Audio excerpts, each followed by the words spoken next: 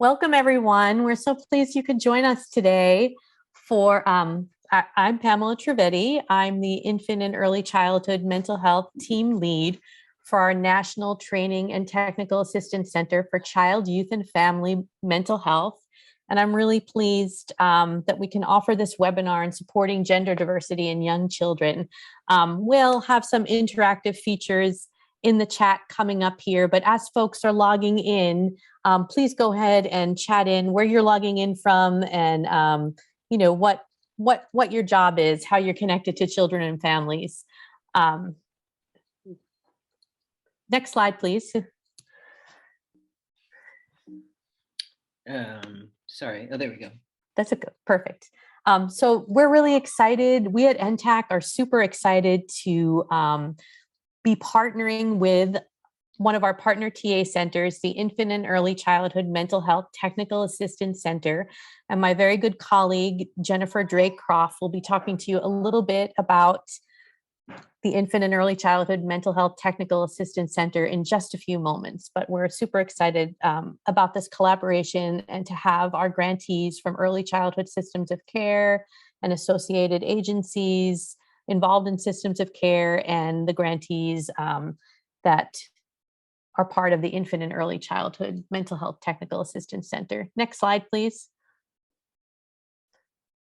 And thanks everyone for chatting in your roles. We're really excited to have a diversity of folks logged in today. So this is just our disclaimer that we're required to put up. So both NTAC and the Infant and Early Childhood Mental Health Technical Assistance Center are funded by SAMHSA, the Substance Abuse and Mental Health Services Administration, which is part of HHS, the U.S. Department of Health and Human Services. And just to be clear that the views presented here on in our webinar and our presentation today are the views of presenters and not the views of any federal officials or federal staff. Next slide, please. And right, we haven't had this problem in a long time, but just in case there's any issues of security or kind of what used to be called Zoom bombing, we will let you know right away and we'll send out, but we haven't had this problem in a long time. We'll send out separate instructions of what to do. We just put that in there as a precaution. Next slide, please. So we just wanted to go over a couple of things that NTAC offers and that our partner center, the Infant and Early Childhood Mental Health Technical Assistance Center, offers. Go ahead, next slide, please. So NTAC, we're made up of a great interdisciplinary team with many wonderful partner organizations, and here are just a few of them. I am from Georgetown, the Georgetown Center for Child and Human Development and NTAC. We have some great colleagues that are part of our center from the American Academy of Pediatrics. We have some excellent advocates from the youth field, from Youth Movement National. We're super lucky to have great partners in the family advocacy space from FREDLA, which is a really excellent organization that consists of family leaders, all of kids with behavioral health needs. And we also have just wonderful folks from CARS, who are the leads for our center, who kind of keep the trains running at NTAC. From MedStar Georgetown, we have a number of wonderful clinicians and great research partners at the Texas Institute for Excellence in Mental Health. So we have a really excellent team. Next slide, please. So our goal at NTAC is to ensure that children, youth, young adults, and families, and by children, we mean sort of broadly, from infants, toddlers, and young children through transition age kids who are young adults who have or are at risk for emotional and behavioral health needs can access evidence-based treatment and recovery services in a well-coordinated system. We primarily work with the systems of care grantees and other folks across sectors involved in the systems of care work in states and communities. Next slide, please. So I think on today's webinar today, we have folks from all of these sectors. So we're really excited to have you all on. We have folks involved in systems of care work who are kind of state and local program leaders.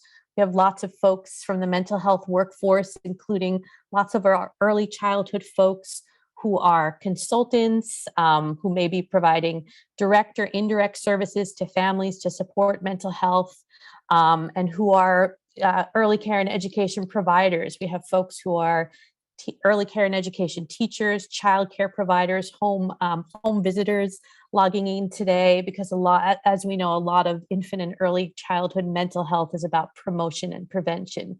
We also have lots of primary care providers involved in our work, people in school-based settings, community mental health providers, people who are involved in peer support work, family advocates, and youth advocates. Next slide, please.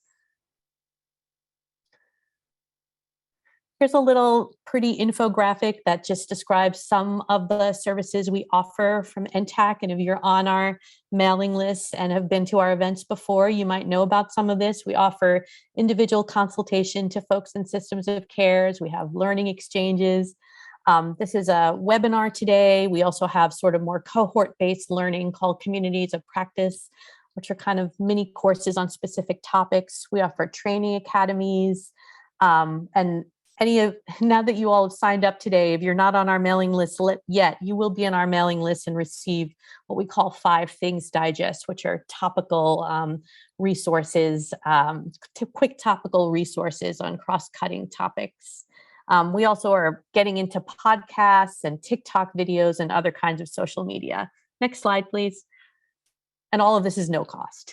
Very excited to announce that we have our summit coming up, System of Care Virtual Summit on May 10th and 11th.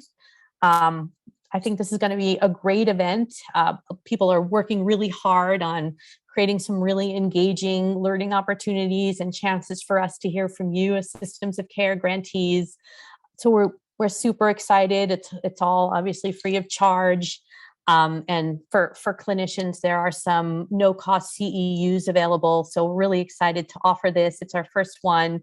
We're in year 2 of NTAC, and this is our first summit. And a lot of good things are underway for this. So this is going to be a very exciting couple of days coming up.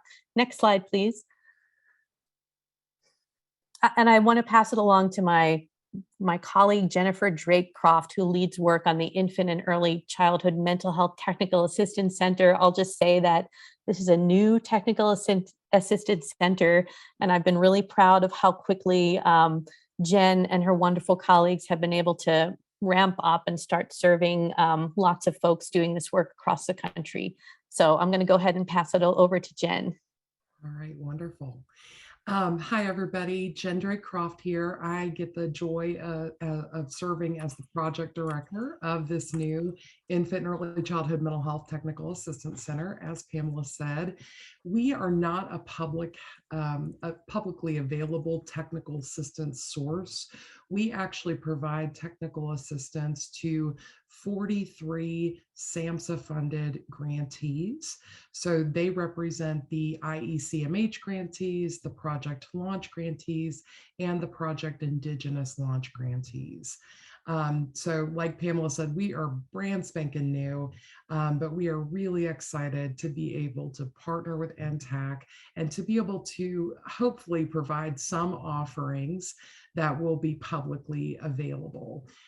We do have a 3-part webinar series that's out and on the 0 to 3 website about infant mental health if you want to take a look.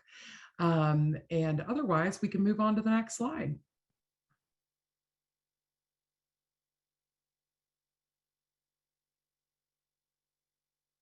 Hey, Willie, can you move to the next slide? Thanks. All right, so this is our about us, kind of our goals and those sorts of things. And essentially, in our goals, we are trying to support these grantees to do the good work that they do in terms of improving infant and early childhood mental health systems in their communities, in terms of providing enhanced evidence-based interpersonal practices with the families they serve and the young children they serve. And so we do that through a myriad of ways. ways. We provide individual technical assistance from experts. We provide professional development opportunities. And I think our grantees would say, most importantly, we provide a community for these folks to connect to one another, relate to one another, and share learnings. So right now we do not have a website. We hope that that will be fixed soon, but we have an email address. If you want to reach out to us, you can just contact us at iecmh-ta@georgetown.edu. I will say that like the NTAC partnerships, we have a partnership with 0 to 3. And together we provide all the services for this center. So next slide, please. Okay, so excited to get to the heart of this topic by introducing our wonderful presenter, Willie Wilkinson. Willie Wilkinson, MPH, is an award-winning writer, public health consultant, cultural competency trainer, public speaker, and spoken word performer. He is the author of the Lambda Literary Award-winning book, Born on the Edge of Race and Gender, A Voice for Cultural Competency, which illuminates trans experience from a Chinese American and mixed heritage perspective and transforms the memoir genre into a cultural competency tool. Willie has provided LGBTQ and trans-specific training and consultation services for hundreds of community health organizations, educational institutions, and businesses, including early childhood folks. He is the recipient of the National Lesbian and Gay Journalists Association Award and the Transgender Law Center Vanguard Award, and is recognized on the Trans 100, a national list of notable trans people. He lives in Oakland, California with his creative, adventurous partner and 3 clever kids in elementary, middle, and high school. You can learn more about Willie by going to www.williewilkinson.com. All right, Willie, turning it over to you. All right. Well, thank you so much for that intro. And thank you so much for organizing this webinar and inviting me to speak. It's great to see you all here today.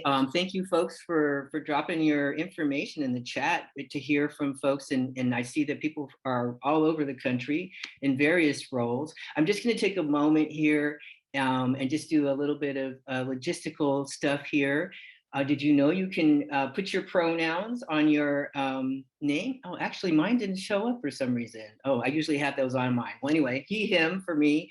But you can, do the 3 dots up above, and you can rename and you can add your pronouns, which is a great way to show us that you're thinking about this issue. Tell us how you want to be referred to, and also show some solidarity on this issue. And also, good afternoon. Sunshine, you look fabulous. It's great to see your face, especially when we're engaging in conversation. So if you can, show your video when we're talking to each other. We'll have opportunities to speak in small groups and in a large group as we have this conversation. And I look forward to hearing your thoughts. I also welcome your comments in the chat at any time. You can unmute to speak, and you can raise your hand if you want to ask a question or comment at any point in the conversation. So let's go ahead and just, I know that you have dropped your roles and where you're from in the chat. Thank you so much. If there's anything you want to say about what you want to get out of the session, feel free. And also, if you want to share what brings you joy lately, that's something that I love to focus on a little bit here, but the pandemic, what is something that's bringing you joy lately? For me, I love jumping in the bay. I'm in Oakland, and I know it sounds nuts, but I love swimming in the bay. It is cold, but it is a lot of fun. I turned into a bit of a sea creature when the pandemic hit. So sunshine, yeah, thank you. Working from home, okay, great. So yeah, if you want to share your thoughts on the things that are bringing you joy, feel free. And while you're doing that, I'm going to say a little bit about who I am, and thank you for the intro. I have been doing LGBTQ training for many years, since the late 80s, because I'm old like that. And I do welcome your any burning questions that you have. It's a great opportunity to problem solve on this issue and how it's coming up in your work. And also just to say that I do frame LGBTQ justice with gratitude for Black liberation movements that have really paved the way in so many ways for LGBTQ justice. And when I have this, when I talk about these issues and when we talk about some of the hard-hitting stats, really, my focus is on Black and Brown folks who are most impacted, people with HIV, people with disabilities. People are impacted in multiple ways. And we talk about gender, of course, that's not our only identities, and people have intersectional identities and are dealing with multiple systems of oppression. So I just want to acknowledge that when we talk about these issues. So I'm just going to go ahead and dive in here to our objectives today. And thank you so much for more comments in the chat here. So this is what we're going to do today. We have 90 minutes. We're going to talk about terms, identities, and concepts associated with this community. And if this is review for you, please bear with me. I just want to be sure that we're all on the same page. And we can also benefit from everyone's expertise here. It's really an opportunity to learn from each other. So we will talk a little bit about who this population is when we talk about this population of folks. And, we are focusing on young children, but I also want to acknowledge that we want to support children who may have trans and non-binary gender expansive caregivers, as well as our colleagues that we work with. So we'll talk about this specifically looking at children, but also the broader issues, and then looking at culturally appropriate language and behavior for working with folks in this population. And, what's helpful to keep in mind in terms of navigating interactions appropriately. And then also looking at, what are some of the best practices to keep in mind? Now, I've kept that more specific to these conversations about gender with children, but I think we can also look at broader issues of policy and how we work in our organizations and what's helpful to keep in mind. I do, in my trainings, usually spend some time focusing on social determinants of health and the ways in which people are impacted across the board, the many challenges that people are experiencing in systemic discrimination. I'm focusing less on that in this session and more on how we can support young people that we're working with. But I will touch on some of those pieces as well as we continue this conversation. So just in terms of norms, we're on Zoom, be present if you can. And I know work life can be distracting, but if you can, be present. And again, like I said, if you can see, you can turn on your camera, it's always great to see your face. And that is, what's nice in terms of creating that feeling that we're in the room together. Assuming positive intentions, honoring equity of voice, of course, step up, step back, and thinking about being conscious of power and privilege. And really flexible thinking, I think, is really helpful to keep in mind when we talk about this subject, because it is very mind expanding when you think about the different ways to look at gender and how we can really open our minds to different ways that people might identify and express their gender. So thank you for that. So I'm going to talk about the agenda here. So again, we're going to talk about terms, identities, and concepts. We're going to talk about cultural competency, what that means, why that's important here. I'm going to show you some film clips to put a face on the issue. We'll talk about best practices, and we'll look at a case study that you might encounter in your work and give you an opportunity to speak in a breakout group, just to think through how you might navigate a scenario. And then lastly, action steps. And then we'll close at 1:30 PST and what's that, 4:30 EST. So when we talk about gender, you think about it, now young children are really taught messages about gender from the moment they're born. And even prior to their birth, people are already supposing ideas about who they're going to be based on gender. We have this idea of gender reveal parties, and then people start bombarding people with pink and blue toys and things like that. And really, it's like there's all this idea and expectation that comes up with gender, right? And we get gender ideas and expectations from our families, from our schools, from culture, the media, the cartoons, faith, communities, and so forth. It's everywhere. When you think about it, kids, they come into the world and they're just, they don't have any of those ideas. They just want to be themselves. For me, my boys at age 3 loved pink. By the time they were 4, they had learned that they should not love pink. So where did that idea come from? It didn't come from me, so that's the kind of thing. It's like, it's out there, right? So we can talk about gender. We can talk about gender in lots of ways, and it can be fun. It doesn't have to be a serious topic. It can be something that we play with. It can be a lot of fun for kids to experiment and explore gender because kids love to play, right? So that's just something to keep in mind as we talk about this. So, just some terms to know. You may have heard this concept: sex assigned at birth. And that's describing, basically the delivering provider does a quick read of the genitalia and says, dun, da, da, dun, this is a boy or a girl, right? And there's idea that we know based on genitals who this child is. Now, gender identity is who you feel you are inside, which has nothing to do with your body, but really who you feel you are on a soul level. Are you male? Are you female? Or do you feel that your gender is something other than male or female, or distinctly male or female? So, that is what we're talking about when we talk about gender identity. And of course, it's important to note that gender identity is distinct and separate from sexual orientation. And if you think about your own sense of your gender and who you're attracted to, those are 2 different things, right? So keeping in mind that distinction. And when we're talking about young children, of course, we're talking about gender. We're not talking about sexual orientation. We're talking about how people feel about their gender. When we talk about trans experience, now, trans experience is, or transgender describes folks whose gender identity is different from the sex they were assigned at birth. Now, one does not need to access medical transition, hormones, and surgeries to be transgender. There's no one way, right way to do it.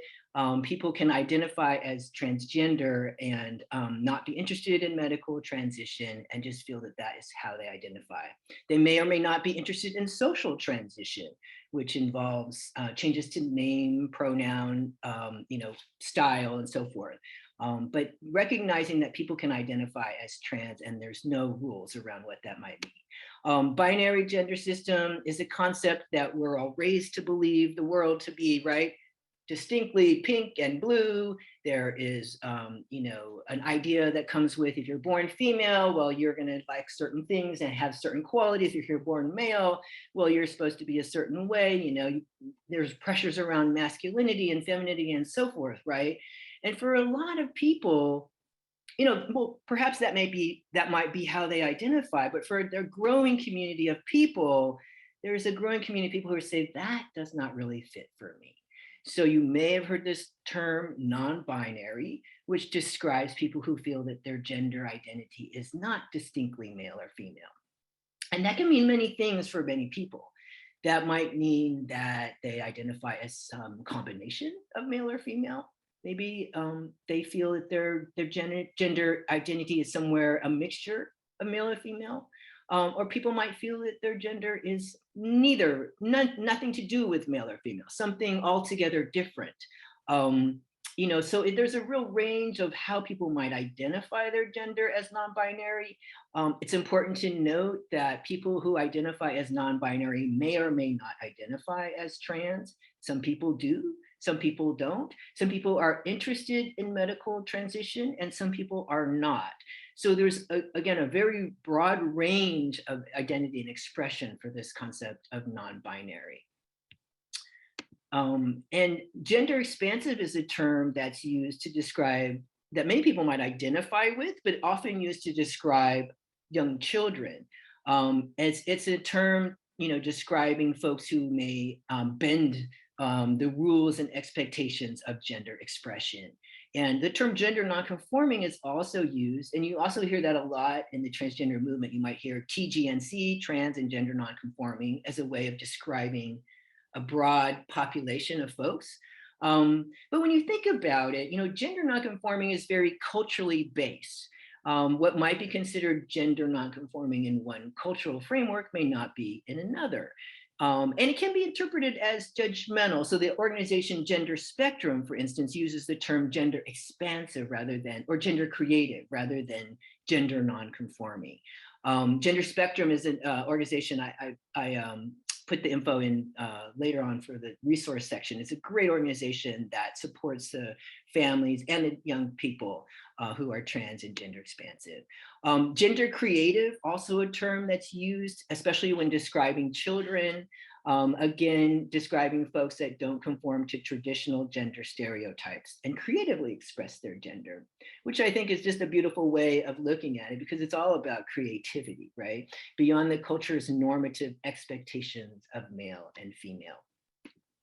And then gender fluid is a term you may have heard, describing a person whose gender identity or gender expression is not fixed and shifts over time or depending on the situation. So just terms that are helpful to keep in mind. Also good to know the terms transmasculine and transfeminine. So transmasculine describing people on the female to male spectrum, so assigned female at birth, who might identify as male, but not everybody identifies as male. So this is recognizing a spectrum of identity. Transmasculine, so that's the female to male spectrum, and then transfeminine describing folks who are assigned male at birth, who some might identify as female, but not all identify as female. So recognizing, again, that spectrum, transfeminine spectrum. And also I do want to speak to this issue of two-spirit identity. Now, two-spirit is a term that was coined in the 90s. It's an umbrella term that is used to describe the ways in which two-spirit people are recognized in Indigenous communities. Now, this can describe one's sexual, gender, and or spiritual identity. So it's not something that could be easily translated into queer or trans, though people who might identify as two-spirit might also identify as queer and trans, or trans, or gay, or other terms within LGBTQ contexts. I think it's important to note that this is the idea of two-spirit is recognizing spirits of masculine and feminine energies, and that historically, two-spirit people have been honored and respected as gifted people, as spiritual leaders, as ceremony keepers, as name givers, as medicine makers, as knowledge holders, as tribal leaders, as warriors, and as caretakers of orphan children. It's some of the roles that two-spirit people have had. And so this is a really honored identity. But it's also important to note that with the impact of colonization, this is not something that is shared by all tribal communities in terms of honoring and celebrating two-spirit identities. And I think one of the ways that two-spirit identity and experience has really been interfered with, particularly for young children, is the kidnapping and forced relocation of young children into residential and day schools, in which people were not only stripped of their family and cultural connections, but also so many two-spirit people were really punished through verbal, physical, and sexual abuse in these schools. Just horrifying trauma that has happened to these communities and to these young people. And so I think with the impact of colonization, there are some people who have not necessarily been celebrated. And then there are also some people who are certainly celebrated in their context. And I've known people who have had all of those experiences, some who have really been ostracized in their communities, and others who have really been celebrated. And I've also had the privilege of knowing folks in Indigenous communities who are leaders who are really celebrating two-spirit identities. And so I see that as a very, very powerful, very positive thing that is happening for some people in these communities. And I think, it's also important to note that people outside of Native communities often have this romanticization of Indigenous communities. And sometimes there's a way in which people might adopt a two-spirit identity who are not part of Indigenous communities, which without the cultural knowledge and lived experience is really cultural appropriation. It's not really appropriate. So I wanted to just also acknowledge that. And this is a very diverse and complex experience for many people. So I do want to open up the floor if there's anyone who is Indigenous who wants to speak to this experience. Do you want to talk about being two-spirit yourself, or if you want to talk about the experiences that you've seen and had in your communities around two-spirit experience. So I just want to give people a moment if you want to speak to this issue.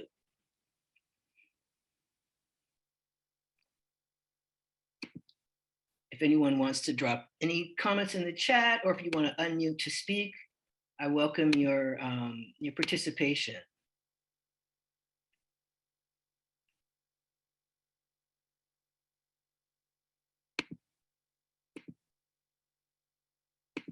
Okay, well, we're being a little quiet. Okay, that's okay. And we'll have more opportunity to chat too, if folks don't want to comment at this time. I will also show a film clip on this issue, and I will welcome your comments at that time as well. This is the first time you heard about Two-Spirit. Oh, okay, well, I'm glad that I can, share this information. Yeah, okay, great, thank you. Thank you for these comments. Okay. Yeah, and I think, it's a very, very powerful identity and experience. And so I do have a film clip I'm going to show that speaks a little bit more to what this experience has been historically and what's happening for folks currently. So I will move on then, and we'll circle back to that with the film clips. Also want to draw your attention to this term now. This has gained more widespread use. So you may have heard this term Latinx, describing a gender neutral term for Latino or Latina. So people saying Latinx as a way of making it a gender neutral term. So yes, and that's what the Q2 is for. Yes, thank you for that question, Deborah. Yes, so the LGBTQ, you might see this 2 in it, right? LGBTQ2, and sometimes 2S. The 2 is acknowledging two-spirit. Yes, thank you for that question.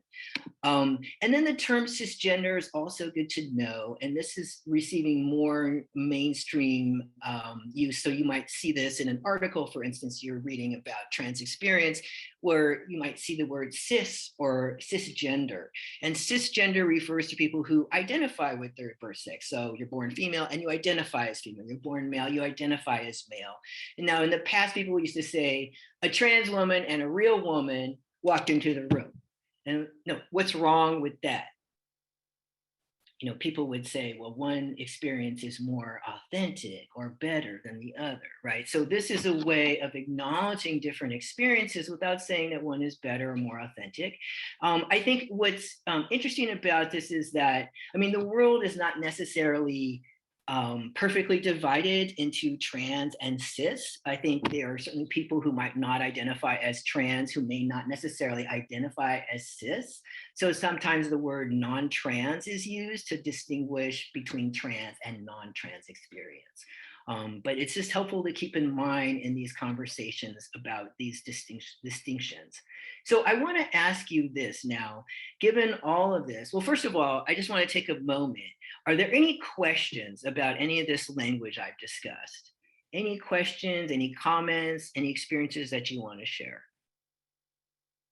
Yeah, okay, thank you for that, Felipe. I also hear trans girl versus normal girl, right? And that's a good question. What is normal? Because, do we know? I think you can say a cis girl and a trans girl, and that is a way of saying that one experience is not more something than another, more normal or more affirmed or more or better or whatever, right? Okay, great. Thank you for the comments. Yeah, thank you for that. If there are any questions, feel free to unmute or raise your hand. I welcome your questions at this time. Anyone? Any comments? Well, okay then. I'm gonna just go ahead and move on. Now, what I have for you is this an opportunity to reflect and just to think about, we have so many messages about gender that we're taught. And so I wanted to give you an opportunity to go into a breakout room and just have a conversation with some folks and think about, what kind of praise do we give young people around activities, toys, clothes, colors, and hairstyles? What messages did you receive about gender as a child? And how do you feel about boys who want to wear dresses and nail polish, or girls who want to shop in the boys department? Um, so Joanne, could we do 3 minutes on this breakout room? I want to give folks just an opportunity to do a little reflection, and we'll just do a short reflection and then come back and we can continue the conversation. Can we do that, Joanne? Yes. All right. I will open up the rooms. All right. Thank you so much. We'll see you back real soon. Thank you so much.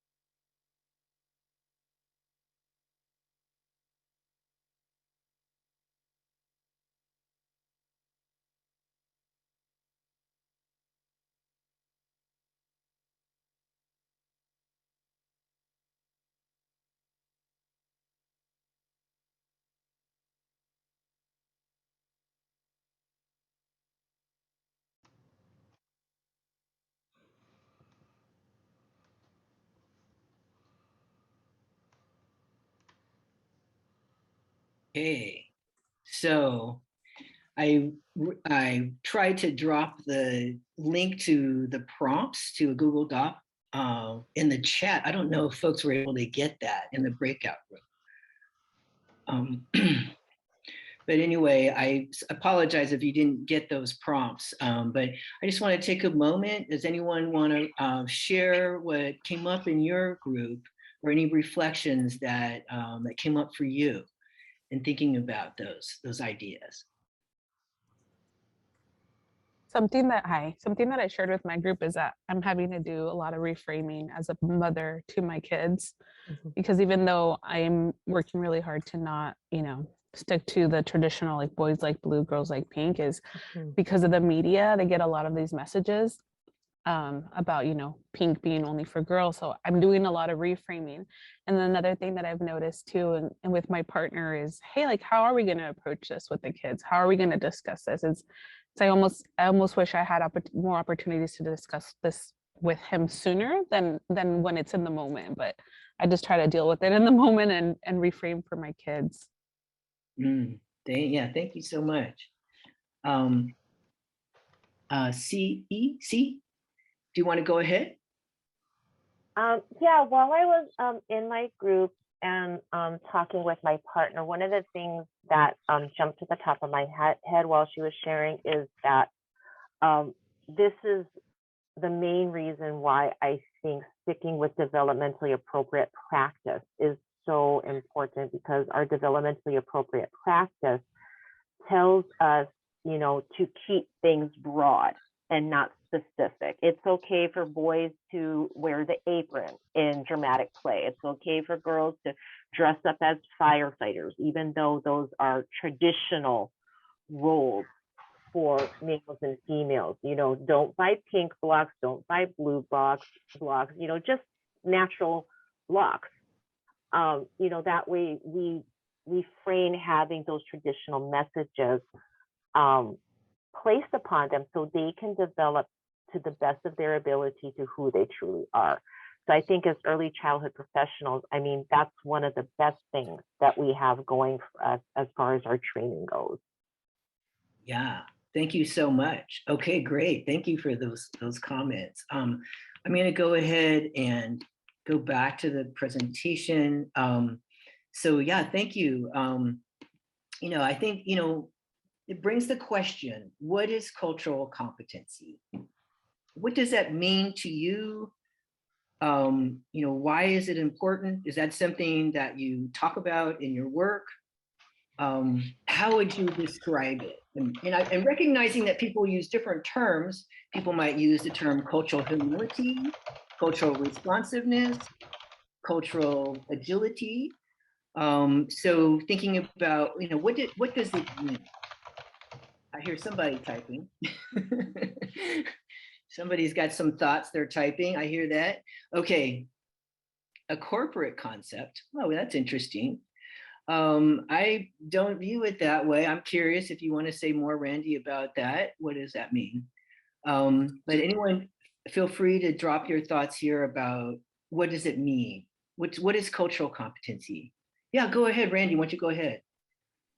I just wanted to clarify my comment. I work in healthcare, so many of the contracts that we have, it's constantly talking about cultural competency, and I think it gets lost in the corporate jargon that it's just a checkbox or something that you just need to do and check off, when there's so much more that needs to go into that.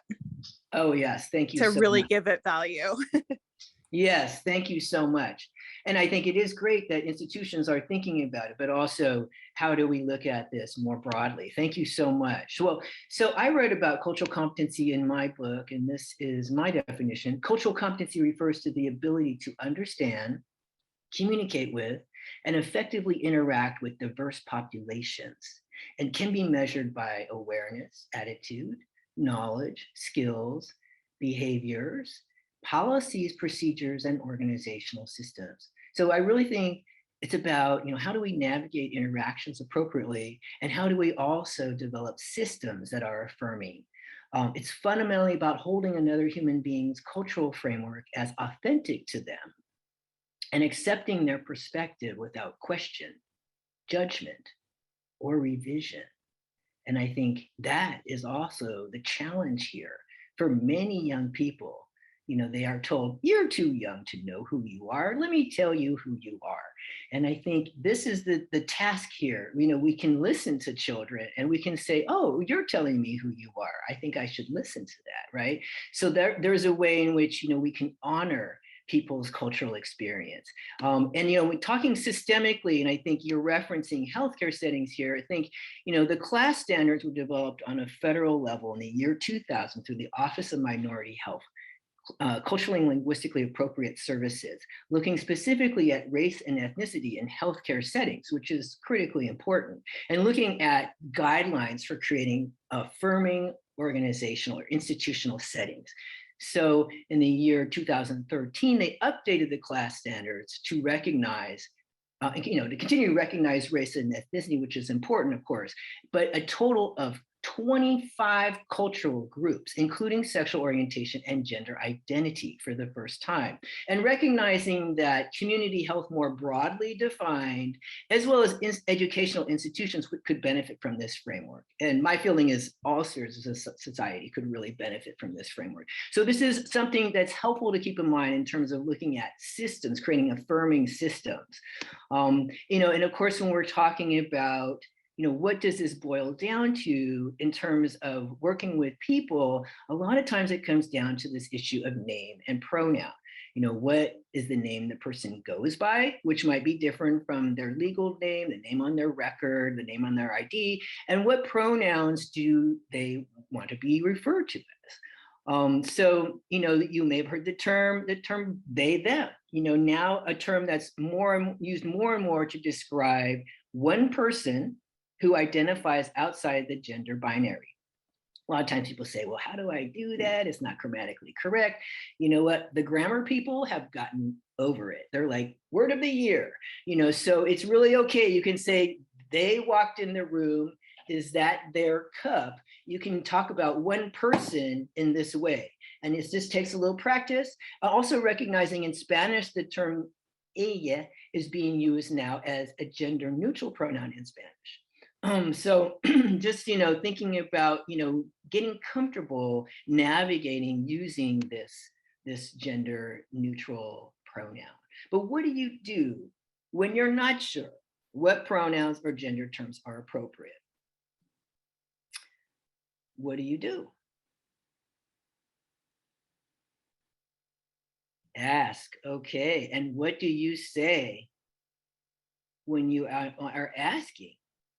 Well, now, if you're referring to an adult, say a colleague or maybe a caregiver, who's coming to pick up a child, for instance, you may not know how to refer to them. They might have that information. They might have shared it in some way on their Zoom name or their email signature, but they may not have. And so one way to do it might be to introduce yourself. Hi, my name is Willie, and I use male pronouns. Or, hi, my name is Willie, and I use he, him pronouns. And it's a great way to say, this is my introduction and what is yours, rather than you're different, what's your, and so it's a way of sort of saying, this is who I am. And it's a way to, I think it's helpful to ask politely and privately, if possible, really depending on the situation, for clarification. What pronouns do you use? Which is a different question than, say, how would you like me to refer to you?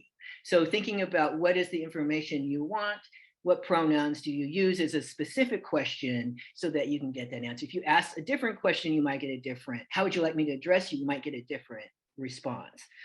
So that's one way to go about it. And when you're talking to a young person, now a lot of people don't know what pronouns are, and certainly young people in the 0 to 5 age range don't know what pronouns are necessarily, or they may not have thought about them yet.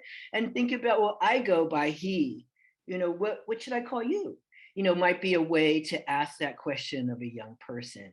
And young children can be very adamant about what they want to be called. And I think it's particularly for young children. And there are many young children who know who they are at age 3, at age 4, and really feel strongly that they're, concerned that people are calling them by the wrong pronoun or calling them by the wrong name. And they might say, I want to be called this, and I don't like that people are calling me that. And that's something that's really, really helpful to know and to listen to. So that was one way to ask that question.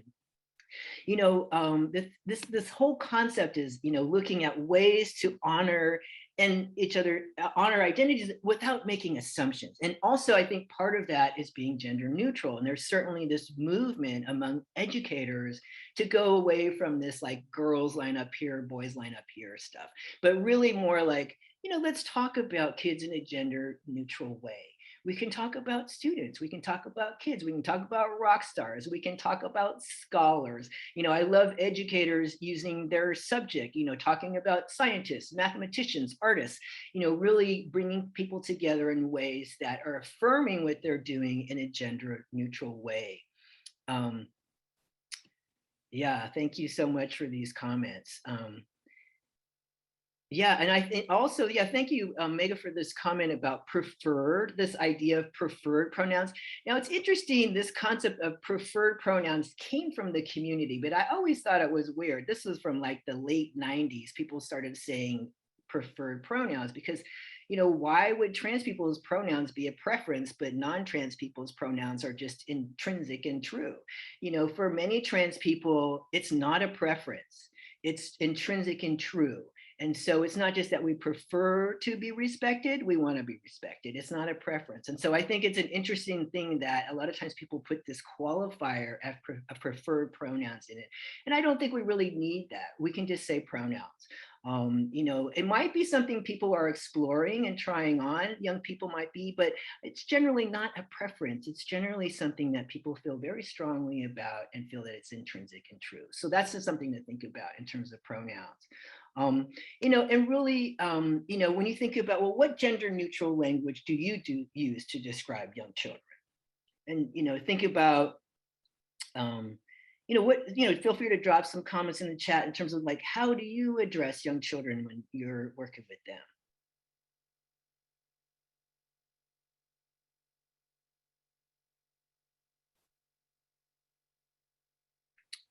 Gender neutral thoughts about what language you might use. Okay, persons of quality.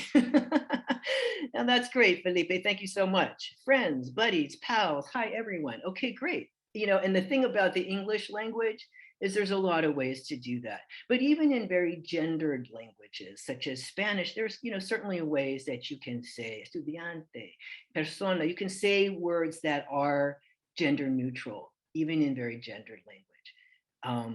So children, kids, great. Okay, thank you so much, folks. I think these are all great ideas. I think the bottom line is really understanding the impact of being misgendered. Now, the term misgender describes referring to a person with the wrong pronouns or gender terms. So that might be referring to a child as a boy when they don't identify that way, or using a pronoun that they don't necessarily feel is right for them. And misgendering happens for a lot of reasons. Sometimes it happens because the person just didn't know that's how the person identified, or they forgot, or they're adjusting to a change. But sometimes it happens because there is a resistance to honoring and really validating and accepting and celebrating a person's identity. And that can be particularly challenging to experience. And for young kids, that can be like, no, I'm telling you, this is who I am. And the people are saying, no, I don't see that. I don't get it. You're too young to know. That can't be. You were born this way. I know that's who you are. Whatever it is, that thing of being told, no, that's not who you are. I don't see you, can be very, very challenging to experience. Now, I'm not hitting you with a lot of data today, but I will share that studies have shown, given we have high suicidality rates now in this community, we have high incidence among young people. 45% have attempted suicide. And we're not talking about just thinking about it. We're talking about actual attempts. And in the last year, the Trevor Project that works with young people, LGBTQ young people, found that half of trans and non-binary folks had attempted suicide in the past year. So we're talking about very high incidence of suicidality, but suicidality is cut in half when a person is described appropriately, called by the appropriate name, called by the appropriate pronoun. So this is a really, really critical issue that can make such a difference in terms of a young person's mental health. And really, when people are misgendered, it can really interfere with their access. Like, I don't want to go back to school. They don't see me. They don't get me. I don't want to go back to that doctor. That whole institution doesn't get me. They don't see me. There's a way in which people fall through the cracks around services and education because of not being seen and respected. I do want to draw your attention to a case, the Kyler Prescott case in San Diego. This was a case in which a young 14-year-old trans boy who had family support, had even legally changed his name and gender, was brought by his mother to Rady Children's Hospital in San Diego because he was experiencing suicidal ideation and self-inflicting lacerations. And they said that they supported young trans children. They knew they had expertise in this. Well, they continually misgendered him, refused to call him by the appropriate pronouns and name. And they even blocked the mother from being able to support him, blocked the mother's phone. And so he had a horrible experience, and then 5 weeks later died by suicide. Just a tragic case. And the family sued the hospital. Now, this was the first case to recognize under the Affordable Care Act that the provision that protects against sex discrimination also does protect against discrimination based on gender identity and expression. This is the first case of a trans person under the Affordable Care Act. This is the first trans child under the Affordable Care Act. And this is the first case that recognized that misgendering constitutes sex discrimination. So this is I'm just drawing this picture to show you the impact of misgendering and what that can mean, and how that can impact young people. So, life is, we're human, and life is full of mistakes, and sometimes we make a mistake. So the question is, what do you do when you realize you blew it and you refer to somebody in a way that wasn't right for them in terms of their gender? How do you handle that?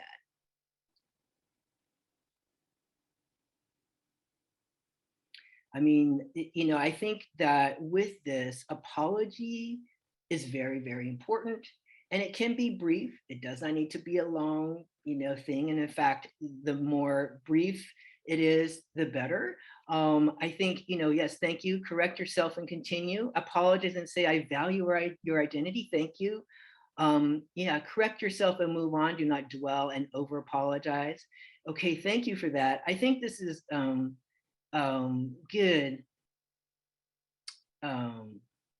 Okay.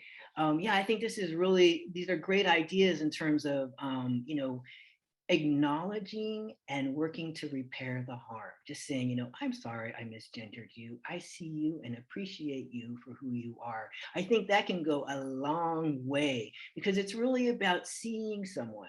And then when the experience of being misgendered is a feeling of not being seen for who you are, and to just let people know I see you and I appreciate you, I think can go a long way. And then it's really helpful to do something that's really brief and to the point. Don't go on for 10 minutes. Oh, I get everybody's name wrong. And let me tell you how I do that. But really, like, you know, or don't make it so that you're over apologizing. The person feels they need to take care of you. So it's really about, you know, just kind of acknowledging briefly and moving on. And I think also, as people suggested, correcting that. And also letting somebody know, you know, a young person know, you know, this is, you know, I'm going to work on doing better with this, right? So just making sure that you let folks know you want to do better on that. So anyway, just thoughts, just thinking about this concept, because I think this is a really critical concept to understand and just, you know, recognize as something that can really impact people in this community, particularly, you know, the young people you're working with. Also, the nonverbal piece is really important. You know, a lot of times people get looked up and down. A lot of times people don't realize they're looking folks up and down, like thinking, oh, what is that child wearing? I can't believe it. You know, that kind of thing happens all the time. So thinking about, you know, how do we present ourselves in terms of our body language, and how do we show respect and, you know, love and connection in that way with our body language. So, and then I also just, you know, wanted just to underscore this idea that's really all about respecting the validity and the authenticity of folks' identities. You know, and if someone says, the child says, this is who I am, say, okay, you know, thank you for letting me know, and do your best to honor and you know, really acknowledge and celebrate that identity.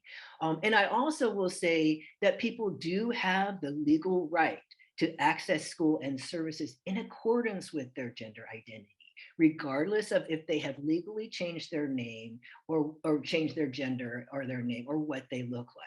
So, you know, I know folks are hailing from many different states, and states do have protections based on discrimination based on gender identity and expression. And most states do have these protections that children can go to school in accordance with their gender identity and expression. And also on a federal level, Title IX does still continue to protect students from any sort of harassment or oppression based on gender identity and expression. So just recognizing, you know, and also of course with health systems as well, that people do have this legal right. And of course, you know, that makes a world of difference for folks in terms of their mental health to have that acknowledged. So I want to take a moment now and put a face on the issue. I have some film clips I want to share, and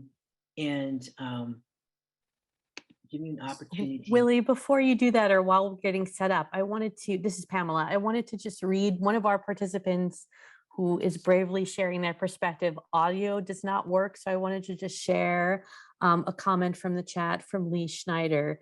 And Lee writes, as a trans man, I find that my experience is always kind of trying to find the balance between finding myself as a man and contending with the socialization I received as a child. I'm so happy to see feminine traits in men being celebrated more often, but I feel there's often a double standard when it comes to trans masks being feminine, of trans femmes being masculine. Okay, thank you for that. Thank you for that comment.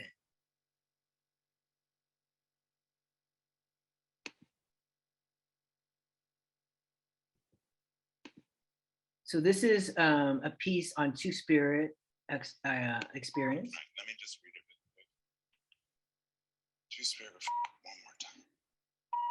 Though the label has only been used since the 90s, the concept of the Two-Spirit is something Indigenous groups have identified with for centuries. But what does Two-Spirit actually mean, and where does it come from?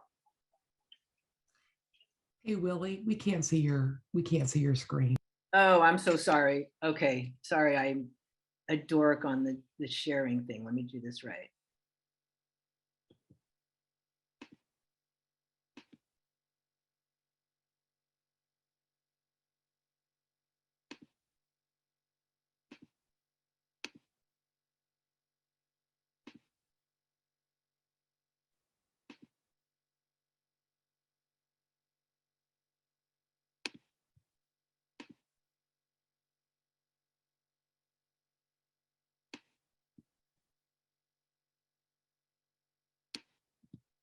That's not what doing it. Hold on a second.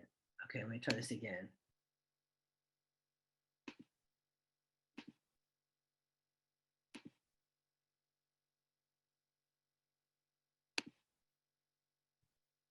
Are you able to see the screen? We are, Willie. Thank you. Okay, yeah, sorry about that. So what is Two-Spirit? It's an umbrella term that bridges Indigenous and Western understandings of gender and sexuality. You may recognize it as the two that sometimes appears on the end of LGBTQ2. There are many definitions and understandings of Two-Spirit, and each is nation-specific. The term was intentionally introduced by Native people with the goal of finding common ground and helping educate about traditional teachings in a contemporary context. The Two-Spirit Society of Denver offers the following definition. Two-Spirit refers to another gender role believed to be common among most, if not all, First Peoples of Turtle Island, North America, one that had a proper and accepted place within Native societies. This acceptance was rooted in the spiritual teachings that say all life is sacred. So how did the term Two-Spirit first come about? In 1990, in Winnipeg, Manitoba, Canada, at the 3rd annual Native American Gay and Lesbian Gathering, the term Two-Spirit was proposed and affirmed by consensus. The word was a potential solution to what Native scholars and activists called the problem of naming, or making the many different sexual and gender identities that fall under the Two-Spirit umbrella legible across Native and non-Native cultures alike. For example, to illustrate the diversity of meanings that Two-Spirit contains, consider the following. In Lakota, the word winkte means to be as a woman and refers to two-souled Lakota people who transgress boundaries of gender from what may be considered male to female.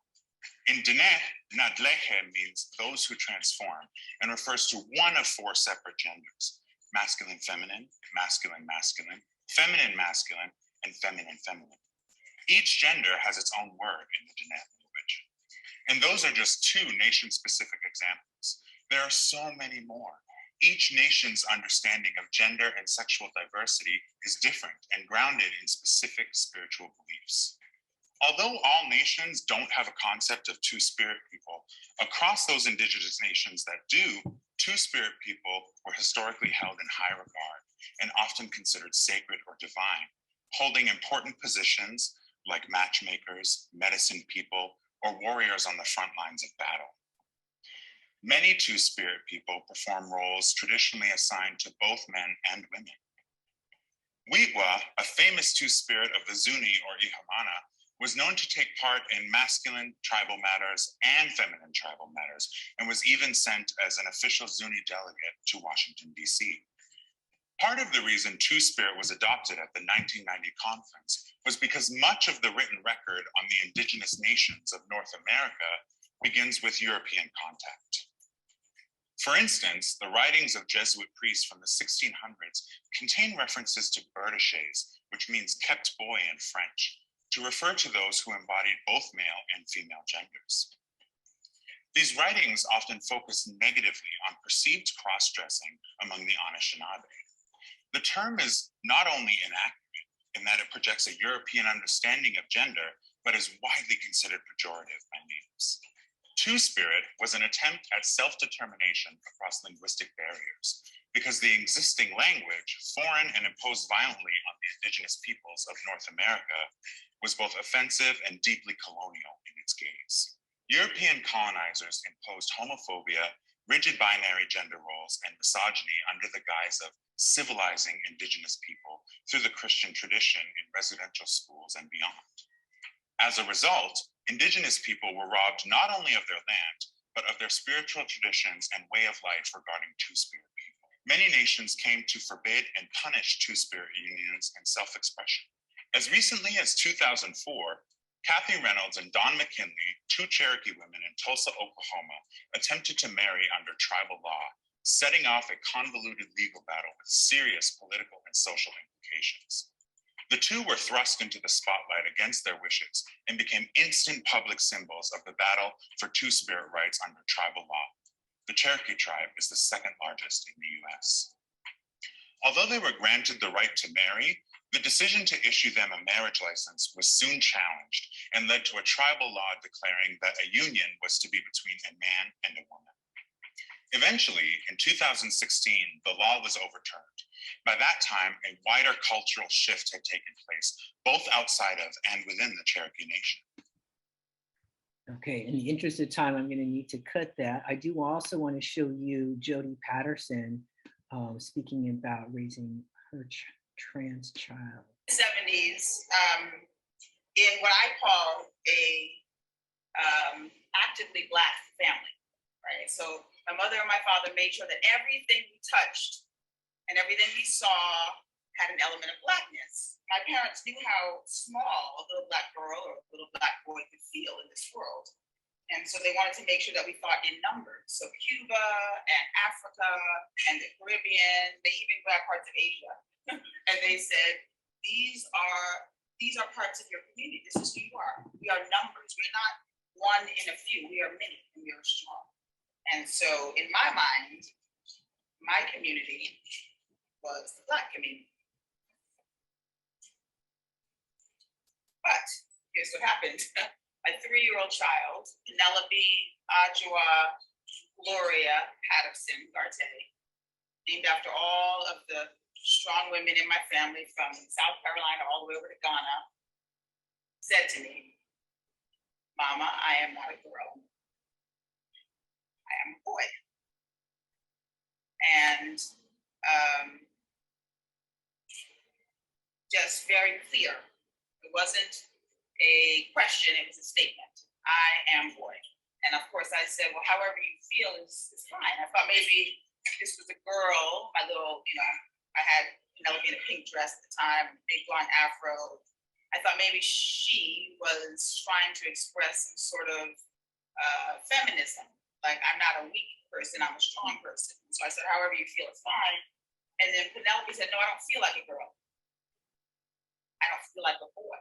I am a boy. I had to go wider than I ever thought. Much wider. I had to see the we in the I, right? So my son's transgender. And that is, it's not a scientific thing, it's not a political thing. It's just how God made him, simply, purely, perfectly. Okay, and that's Jody Patterson. And then I do want to also share this video of parents talking about their experience with trans kids. What does that mean if you really are the only person in a specific area? And how do you provide care and make sure that they're safe? And then a parent of a trans person read a small little sentence I wrote on a trans youth affirming post and told me, there are more of us, message me.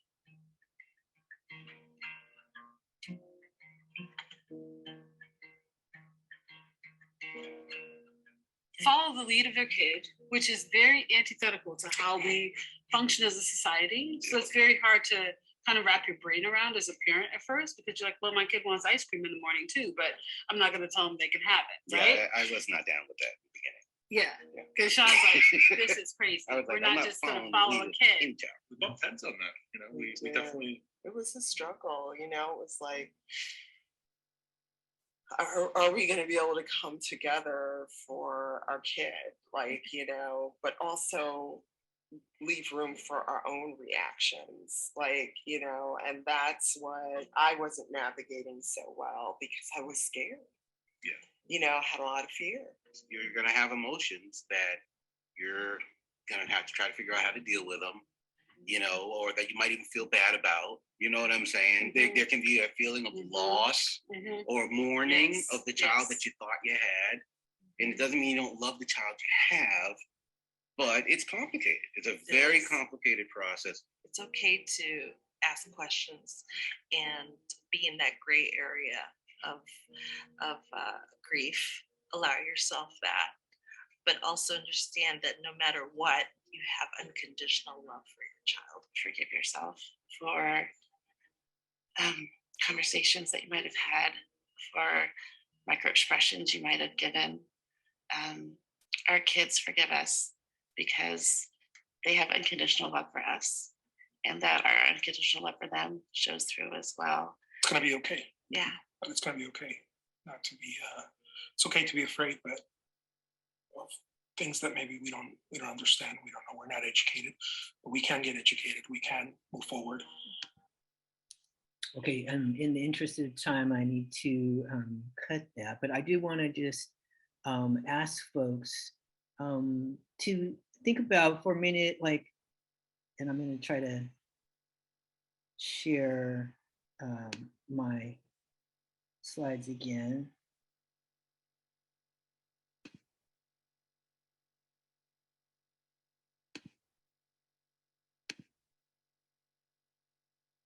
Oh, whoops, that's not it. Sorry. Hold on a second.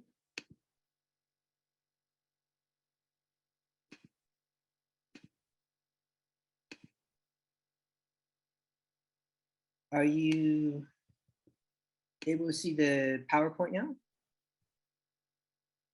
Yes. Yeah. Okay. Yes, yes. Okay, yes. Okay, great. So, and this is a quote from Jodie Patterson. I don't care whether I say he or she, I don't care whether Penelope wears jeans or dresses. I do care that Penelope's alive and healthy. We have to be flexible around people, meet them where they are. If they come in peace, we have to come in peace. Penelope came completely in peace. So I just want to invite you to just, think about, what do you think about these film clips? And in the interest of time, I had to cut them a little short, but, what do they raise and what do they teach you about how you can help support the families of gender expansive kids? I'm running a little late on time, so I do need to go on to the best practices that I want to share before going into the case study activity. I will be sending out the presentation because I am running a little low on time here, but I do want to just share some ideas about talking about gender. There are a lot of great books about gender, and I've dropped some of those in the chat or in the presentation, and really encouraging critical thinking, like thinking about questions of gender. Why is the mom cooking dinner in this story? Why is the dad working with tools? Those kinds of questions, right? There's no one right way to be. Society's gender roles aren't for everyone. Toys, clothes, colors, hairstyles, and activities don't have genders. People do, right? Thinking about, different ways of looking at gender. Kids might have questions, is that person a boy or a girl? And recognizing that we don't know one's gender without asking a person about their gender. Is this a boy toy or a girl toy, a girl color, a boy color? Those kinds of questions we can certainly have with young children about, really giving them an opportunity to think through, well, is it okay if I'm a girl or a boy to like this color, or do I have to? Can boys like pink, right? Can boys wear dresses? Can girls play in the mud? Or the question, not a real girl.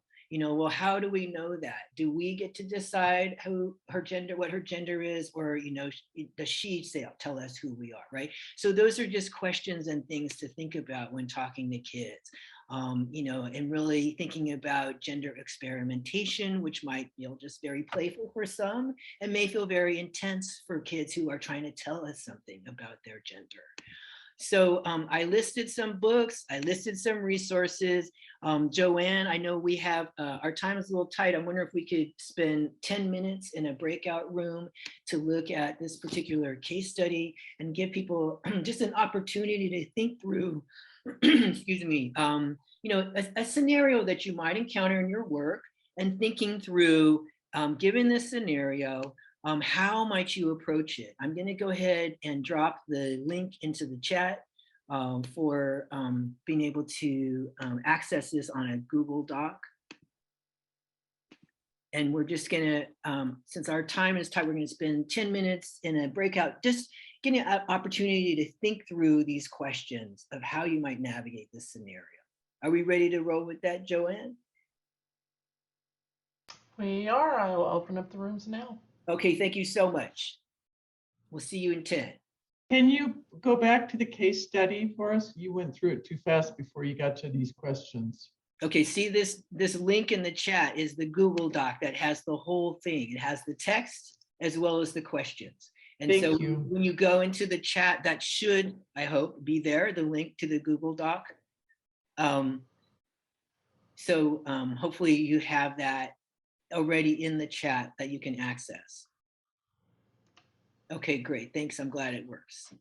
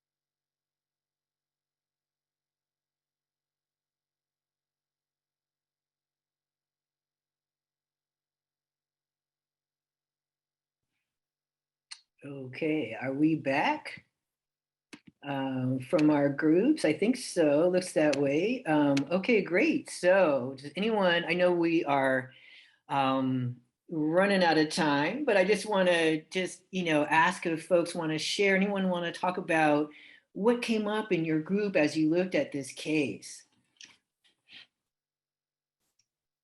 I thought a lot about the background of where the child was coming from. So it mentioned 4-year-old Native American child, but it didn't say, if this child was adopted or if their parents are also Native Americans. Are they living on tribal lands or continental US? So I would like to know a little bit more about the context of the child's situation, whether she's adopted or kind of where she's living. Yes, I can't see who's speaking. I'm sorry, it's not showing up. Oh, I'm sorry, it's Kim. My camera's not connecting. I apologize. Okay, yeah, no worries. Yeah, do you want to say anything more about what came up in your group as you talked about this case? Because yes, that's a good question, right? More information. Anything else you want to share?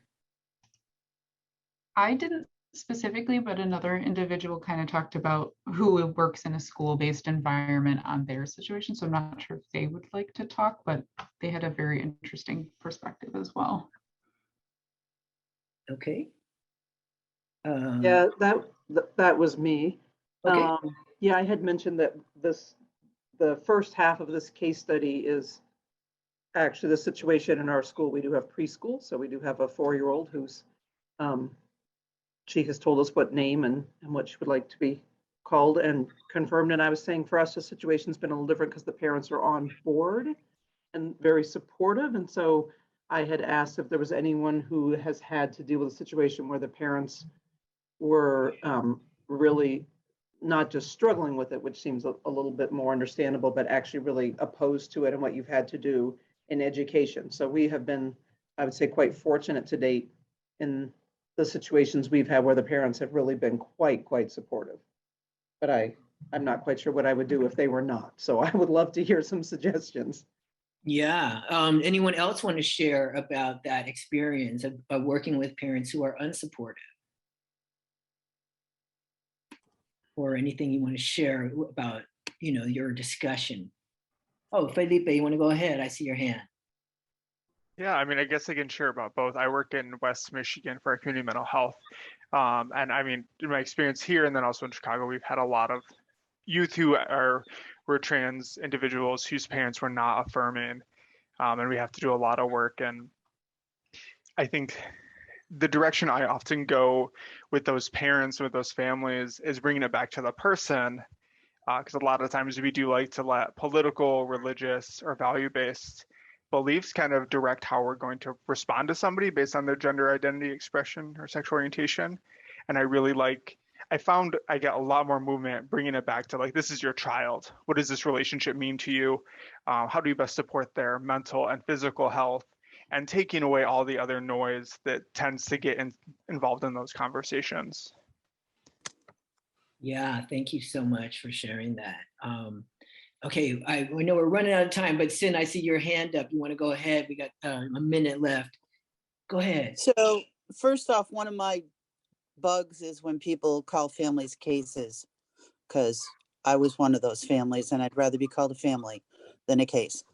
But I think that exposing children to the book, I Am Jazz, but also exposing parents to those statistics that you talked about earlier, Willie, about suicide. It's just very distressing for me to think about those children suffering to that level. Yeah. Thank you so much for sharing, Sin. Yeah, it is distressing. It is so distressing.